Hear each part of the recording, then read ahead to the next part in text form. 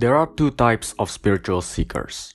First, the crazy rich, who are bored with the material life, and after realizing they can take their money to heaven, they are able to see through the utter stupidity of the material life and go on the spiritual path.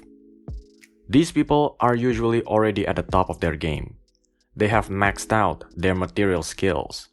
They are generally highly successful, and they usually have a pretty big ego.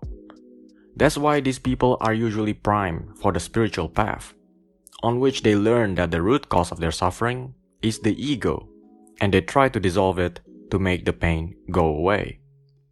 But what about the second type? Well, they are the complete opposite.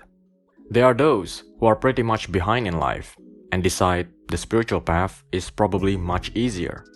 Somewhere in their mind, there probably exists an idea of living peacefully in the forest as a monk, no longer having to deal with the craziness of people nowadays. How nice it must be to sit and close your eyes every day without anyone disturbing you, they say. It's also likely they are not married.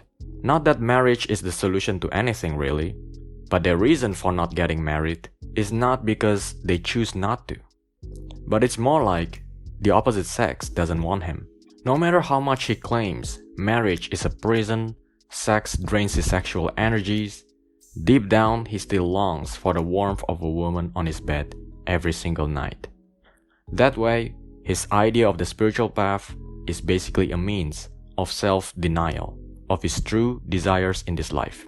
Basically, he loves money, sex, and power just like any other person in the world.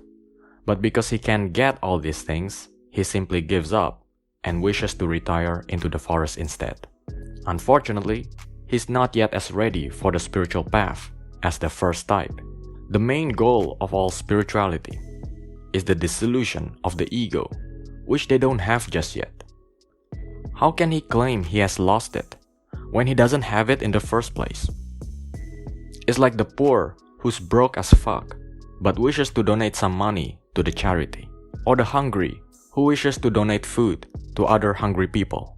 That's the inner contradictions in his mind that will always distract him from truly pursuing the spiritual path.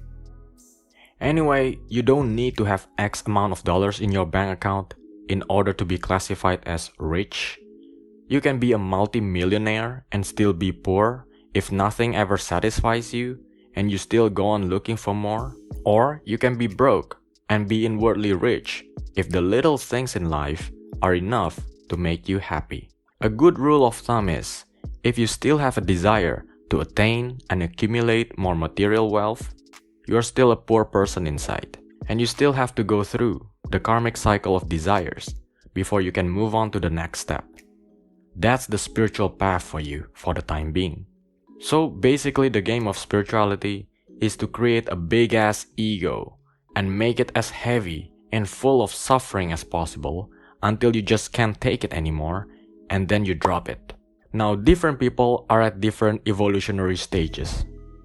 Those who still have human cravings are at a certain stage where they need to do everything to satisfy them.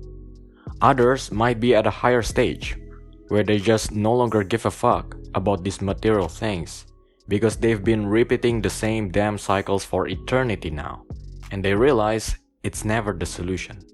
Now, you can't possibly tell someone who still craves sex to abstain from it. That's just stopping his natural evolution. The best course of action for him is to actually get as much sex as possible, to the point he can call himself the king of sex. Now he finally possesses the ego of being the number one in the world at sex. He has slept with at least 100 women, he has memorized all the pages of the Kama Sutra, he knows how to make a girl arrive several times. All the girls in the town recognize him as the player. All the boys wanna be like him. He is indeed the best at it, at least in his own mind. He has created for himself the ego of an expert, as well as the realization that he's not any closer to salvation, even with that much fun.